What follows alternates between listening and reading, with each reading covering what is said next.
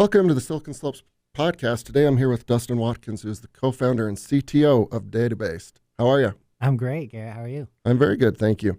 So you journeyed all the way over from Kiln. Yep, miles away. We had a good conversation before we pressed play on the virtues of Kiln, and it sounds like it's doing really good for you guys. Yeah, it's been a great co-working space to move from a basement to a place like a Kiln. It's been a lot of benefits, and the team seems to really enjoy it. I really enjoyed it as well, so it's been a good move. Yeah. And you can get there 24/7, right? Like if you've got an idea percolating at 3 a.m. and you want to go in there, you just go, right? Absolutely, yeah. It's open no matter what holiday, day of the week. It's really nice. Yeah, that's very cool. Okay, so DataBased. Where did the idea come from? Let's talk a little bit of the founding story and your role in that. Yeah, so the first time I was involved in DataBased, because my brother and I co-founded DataBased, we were actually traveling together in Europe. He was the global VP of sales for Qualtrics, and he was living in Europe at the time, in Ireland specifically. I went out and visited him, and I was really curious as to what made him so unique and so good at his job. He had Harvard, MBA, MIT, Stanford writing case studies and teaching about him in their MBA classes. I was like, what makes you so successful? What makes you world class? And it came down to this data-driven approach that he took to sales and go-to-market overall. And so I dug really deep into that and like, what does that work? How are you doing that? And he's like, well, it's evolved over time from spreadsheets to I have an entire team of people that are running these analyses for me, because now it went from a team of 10 people to 100 to hundreds now, and it just didn't scale very well. And so I was like, oh, that's very interesting. Like, have you thought about taking that to other companies? Could that help out? And so that was kind of the first inklings of the idea of DataBased. How can we go help other sales organizations, other go-to-market units go and predictably generate revenue that could scale? And then so I went out and spoke with a bunch of different CROs, VPs of sales, basically whoever was responsible in a company for hitting an annual number that they had. Then Dan also started getting a lot of interest from Sequoia and other prestigious VC firms. Went out and he was advising them. I was talking to more local companies, but we came back and like, everyone says the same thing. We've got this number that I've got to go hit. I'm not sure how we're going to go do that. We did 2 million last year, 5 million last year. Now we need to go triple, and I need to go hire 50 more sales reps, 100 more sales reps. How can I confidently go hit that number? And in the back of a lot of VPs and CROs' minds, they've got, they know the average tenure is about 18 months, which isn't very long, which means a lot of people are missing. And so they're like, how do we go and do this? And so Dan and I were like, we think we can go really make a big impact here and help a lot of companies, help a lot of CROs, VPs of sales go hit that number. And it was based off of a data-driven approach that Dan had developed over his tenure at Qualtrics. Okay. So that's interesting. 18 months is the usual stay, I guess. And the burnout is probably like they didn't have what it takes. They missed their numbers, or they just disliked it and moved on to a different role. So the data-based approach, that could work for popsicle sticks, software, mufflers. Yes. Anything, right? Yes. We're mostly focused in B2B SaaS. That's like kind of our bread and butter. We're still very early on, and we don't want to get too widespread with our focus, but we do have a lot of customers in various areas, but we're really trying to go for B2B SaaS. Okay. And so in your journeys in Europe, you're trying to figure out kind of the secret sauce of your brother. You start with spreadsheets, I guess, just like everyone else, and then there's a point where it's like, well, this isn't very fun. Miserable, right? Because you're trying to scale it. And so what are some of the things of, the tools and products that you're building? If you can boil it down to like what helps these folks get their numbers, what's the technology and like the thought that goes into you guys creating these products? Yeah, so it all starts with an annual number that someone or a group of people really care about hitting, whether that's the board, the investors, the CEO, the C-suite, whoever it is. They've picked a number that they're like, we're going to go hit this, and there's some amazing outcome because we're going to go hit this number. Then someone is generally responsible for hitting that number. And they may not have had a lot of impact on making that decision, depending on their tenure, I guess. Yeah. But there's usually the CRO or the VP of sales who has the responsibility to go hit that. Then they constantly are reporting against how are we doing against that number. And so that's what keeps them up at night is, are we going to hit? And so what Database will do is we'll say, once you've got this number that you got to go hit, it's $5 million. Then based off of the resources and the people that you have, what is the work every day that needs to happen in order for you to be on track to go hit that number? And so we break down the sales process into 3 dimensions. First is hard work. How much volume of work are you doing? And that matters because there is a lot of work people can be doing, but is it going to get us closer to hitting that number? Second is skill. How skilled or efficient are you at the metrics that matter, that are efficient at moving pipeline through to close or generating pipeline? And then lastly, what are the outcomes that you're producing? And so what Database will do is, okay, you've got this $5 million number, let's say, then break it down for every single person in the organization, all the way down to the sales reps of how many calls am I supposed to be doing each day? How many sets, how many opportunities that I'm supposed to be doing? How many meetings am I supposed to be having? And then every day it gives progress on each of those dimensions. How are you doing relative to work? That leads to that overall number. Then, so it gives high level visibility and understanding into like the CRO and VPs of sales to know how is every single person doing in a very easy to visualize manner. Then though, because we believe in a very strong growth mindset, there needs to be development and investment into your people to make sure that they're succeeding, that they're hitting their goals, that they're making a lot of money. And so what Database will then do is say, okay, for each manager, what is the most important thing that they could do with their time and get the biggest ROI? So what does that mean? It could be these 3 members on your team are pretty high skilled, but they're doing a lot of low generation activities. You should work with them on this, and you'll see this type of ROI in terms of dollars. It might be these people are incredibly hardworking, but they're pretty low skilled in this area. If you can go and invest and get sales reps X, their opportunity conversion rate from 62% to 80%, here is the outcome that you're going to see over the next quarter for that person. So it helps identify where should a manager spend their time with their team. Then lastly, we all know like it's actually very good timing with New Year's. There's probably a good amount of us, including myself, that have made New Year's resolutions, but I, for one, have not always hit my New Year's resolutions.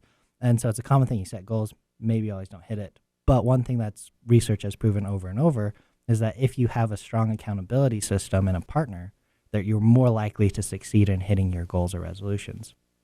So Database will first then recommend, here's what you should go work on.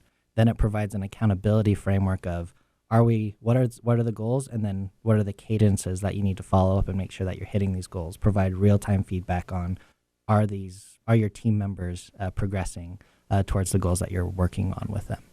Very cool. And it's digestible in like a nice dashboard and updates constantly.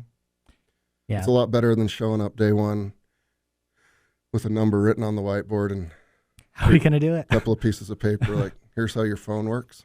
Yeah. Start calling. All right. So to develop something like this, obviously you need to have a good understanding of sales organizations, right? And I imagine there's a lot that are similar in the way they structure their organization, the entry level, inbound, outbound. There's always these acronyms for them, right? Yes. And I assume you guys need to be aware of all of those.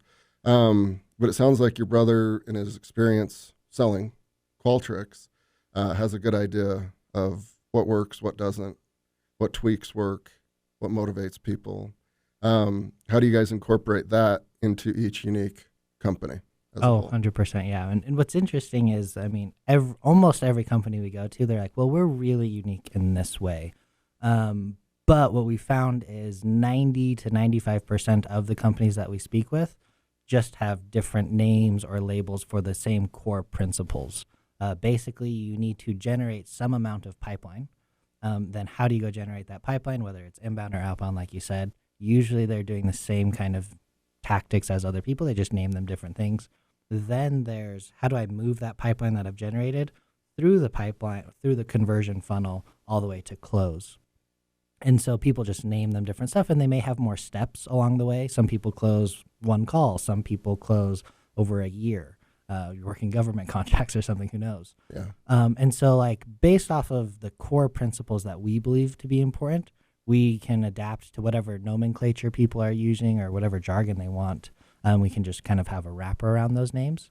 But the core principles we believe, are still the same, regardless of what you're selling. There's a couple companies that we've worked with that are like, oh, they're pretty unique. They don't talk about, their quota isn't dollars, it's patients served. Their healthcare company. And we even have a real estate agency that's tracking homes sold, which at the end of the day is dollars too. Yeah. But like, so it's a pretty wide variety, but those are kind of the edge cases. But most other people kind of fit in the normal realm with different names. Yeah. Yeah. I mean, everyone's kind of selling something, right? And I guess the lowest bar is that your access card works when you go to work if you're a salesperson, right? Like if it doesn't work, that might be your cue that you're no longer employed there. And then the bar goes up more of like, like what are the goals? What are my commissions? What is like the feedback and training, right? Because I've had a lot of friends over the years at this point that have worked in sales, and some you just kind of inherently know that that's what they are really good at, right? And they have to cut their teeth the normal route, but they usually go faster than their peers. And then inevitably they turn into the trainers, right? They stop selling and they're teaching and encouraging their sales team. So with the products that you're building, do you guys find that it's easier to identify those folks that might be better closers, that might just be better at smashing through walls, that might be better in coaching, mentoring? Does it help with that type of thing? Yeah, it definitely does. So we've got a few different tools that will say, here are the people that are the best at these metrics. And so if you're a manager and you're like, what should I go focus on? And I'm going to go work on. DataBased is recommending this skill to go work on.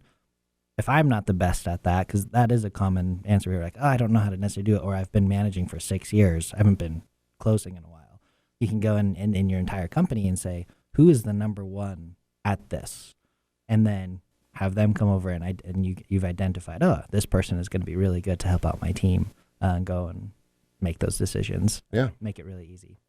So like little temporary coaches that can maybe take a day off from selling and go teach. Yeah. And it's been like, I know the product was initially built with the CRO or the VP of sales in mind, in terms of how can we go help that person hit their annual number. But like, it's very end user based, meaning like the sales reps and the frontline managers are in the product the most, because they're closest to the metal. And what we're finding is a lot of sales reps are big fans of DataBased, because it is now providing them visibility into, I'm actually really good, and I was underappreciated before. It's like I had an SDR reach out to me once. They were one of our first companies. He had just joined one of our first customers that we worked with, and DataBased was implemented, and he'd been working there for about 2 months. And after the first week with DataBased, he emailed me and was like, hey, like, I can't believe how much I'm enjoying DataBased, because I was kind of perceived as a low performer. I was new. I didn't really have the friends, didn't have the relationships with everyone, and I kind of got bottom of the chain. And I always felt I was a top performer, even though I was new. DataBased made it clear that I was the top performing rep in most categories.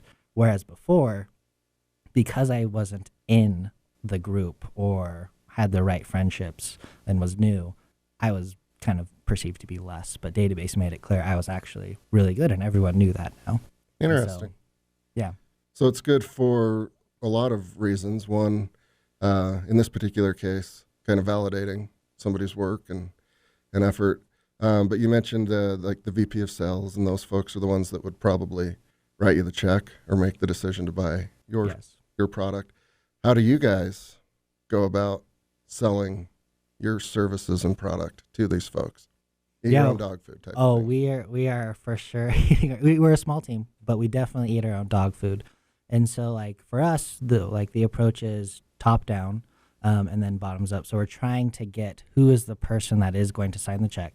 And a lot of the companies we're going after are mid-market size.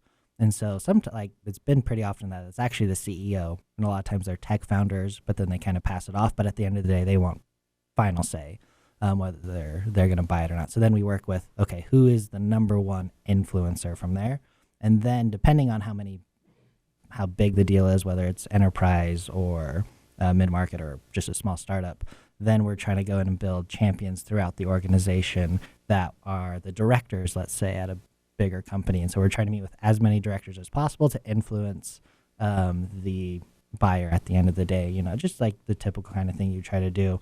And then we're using database to analyze what are the metrics that we're doing. Are we working hard enough? Are we skilled enough? And then constantly trying to evolve, because we're still trying to find our own recipe and how to go and build the optimum sales process for us. Yeah. All right. So let's shift gears a little bit. You're on the younger side of founders and, background in computer science, right? Yep. BYU. Allegedly, according to the headlines, everyone's quitting and starting new jobs or not. I don't know. You've got COVID to worry about. Weird, economics, pretty good, frothy valuations, and a lot of capital out there. What are some of the things that you've learned out of the gate as a first-time co-founder, and how are you dealing with kind of the changes that happen quite frequently in our world these days? Yeah, it's definitely been an interesting experience because it's pretty much all I knew. Like, this is what I was doing in college, part-time, and then as soon as I graduated, went into this full-time, and it's what I've been doing since. And so there have been some changes, but right now we're going through the biggest recruiting phase that the company's been a part of. And so to me, what I found is the most important thing for building the team that I would like to build, and what I've seen work the best with the companies that we've been working with and in our own team, is at a startup stage. I'm not saying for forever, but building the right team culture has been just the most important thing I feel like I wish I did even earlier and put more emphasis on. And for us, what I've been finding is at the stage that we're at, even from basement to now 6 employees to now 12, and we're going to 15, the number one thing that I'm looking for is mental toughness and resiliency. And I'm placing more emphasis on that even than skill for the role. And the reason is because, one, like it's a little bit of eating my own dog food with the product. We believe that the people that you should invest in are the people that are working really hard, and you should go work with those people and train them up to be your top performers over time. And so there is a certain level when you're interviewing that you're like, they have to have certain competencies and skill level required. But for me, I'm placing more emphasis on my scoring for interviews of, do they have at least the requisite level of skill? In addition, do they have the mental toughness, the resiliency to persevere? Because startup is pretty tough. Like, there's a lot more downs than ups, and you feel them every day. If you don't get the work done, no one else is getting that work done.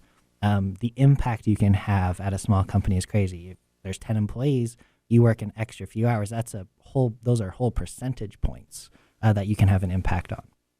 You go and work an extra 2 hours per day. I know it's super uncommon right now and kind of against what you see on LinkedIn, so I might regret saying that. But like, you go and do that at a small stage company, that for you, 20%, 25% more work done, but over a year, 25% for one person on a 10-person company, it's astounding what you can go get done if that work is meaningful. And so finding the people that have that resiliency, mental toughness, and recognize the impact that they can have, and then you have to do a good job of selling them on the vision. You're looking for certain people, but then it's your job to make sure, did I give them enough why? Why do they care about this? Do they realize they're going to change the world? Do they realize that they're going to go and build another unicorn, and they're going to be part of that from the foundation? Can you go and do that without being like too cliche and like get them truly bought in? Then if you can align the right values that you're looking for to that vision, then to me, that's been something that I didn't really pay much attention to early on. I thought it was all about the tech. Then I'm like, no, I feel like the tech is important, but the people that I'm bringing to the company are going to make a bigger impact in the long term. Yeah, I really like the answer, especially from somebody from your generation where maybe working those extra 2 hours isn't cool anymore. But it's obviously needed, and it's never going to go away, especially if you're at a startup, maybe an extra 5 hours, right? So good for you for being a little bit of a contrarian in 2021. Yeah. Well, I won't say too much on that topic. Because I bet everyone else is doing the same thing and feels the same sense of urgency. And yeah, I mean, I've asked that question quite a few times over the years. Mental toughness rarely comes up, but I think you're spot on. If you're mentally tough, you can get through quite a bit. Yeah. Even if you're not enjoying it. Yeah. Like, just bite the bullet. Mm-hmm. Right. Very cool. All right. So you guys have raised a little bit of money, right? Yep. What's the process there? So we raised $3 million out of $40 million valuation for our seed, and we were bootstrapped for the first 18 months or so. And Dan and I, we wanted to be a little bit different in how we started the company in terms of how we do equity. Especially in Utah, it's a little bit more of the norm to not give out very much equity. Relative to other markets like San Francisco, and we don't have to be as competitive pay as San Francisco, obviously, so it's not needed yet. But we wanted to be at the forefront of we're offering equity because we want to attract a certain type of person to our company. And so by bootstrapping the first 18 months, we were able to not dilute anything. So that allowed us to have more equity to hand out to those initial first hires. Then we were actually still planning on just staying at the current growth trajectory. Then we were convinced by an investor out of San Francisco that we'd been close with for years. And he said, I really believe you guys are holding DataBased back by not taking on money at this point. And we're like, no, we're fine. We like where we're going. He's like, how about this? Just do an experiment for me. Take $3 million and build a business plan off of what you would do with $3 million. Then do the business plan that you currently have, and then compare the 12-month trajectories, the valuations, and the outcomes that are going to happen, and then obviously with the risk that you'd have. And so we went and did that experiment, not thinking like nothing much was going to happen. And Dan and I looked at each other like, whoa, we are holding the company back. There is a lot that we could go do with $3 million. Let's go and see what happens. And so the story in terms of how we then went and got the capital was we first went to people that were loyal to us and had wanted to invest in DataBased since we announced it. There was a lot of people that were family members, friends, business acquaintances, network that had been wanting to invest for a while. And so we first went to them. And then after that, we started going for very targeted angel investments after that, and we only went with one VC firm that was the guy that I mentioned earlier out of San Francisco, because he'd been one of those initial people. Mm-hmm. But then after that, we only went for people that could really resonate and have felt the pain of what we were building, and so people that would get bought into like, oh yeah, that is something I'm going through now. I'll give you money, but I also am going to be a champion for your product, stuff like that. So we went after CFOs, CROs, VPs of sales of different companies to one, get like really good product feedback from them. Referrals, obviously. A lot of them now became customers once they invested. And so it's like going out and finding those people was almost like recruiting again. Yeah. And there were some, like I remember I was on this phone call or video call with this very high-level executive at a company that is now a household name. He claims that he's built, I think, 3 of their core products. So he's been there quite a while, multi-billion-dollar company. And so we go through the pitch deck, and at the end of it, he's like, okay, I get what's going on here, but Dustin, you are so young. I look at your profile. You just graduated school. Why the heck would I invest in you? And like, he wasn't like saying it accusatory, but more like convinced me that like, I get the business idea, but like, why you? Why are you doing this? Why are you qualified to go do this? And I remember like, I had done probably like 30 of these pitches at this point. That was the first time I'd like been really challenged with a question where I was like, I had to do some like soul searching of like, whoa, yeah. This isn't like someone that I'm used to talking to about those types of questions. And so it was a really long conversation after that. But at the end, he's like, all right, let's do it. And then he signed a check.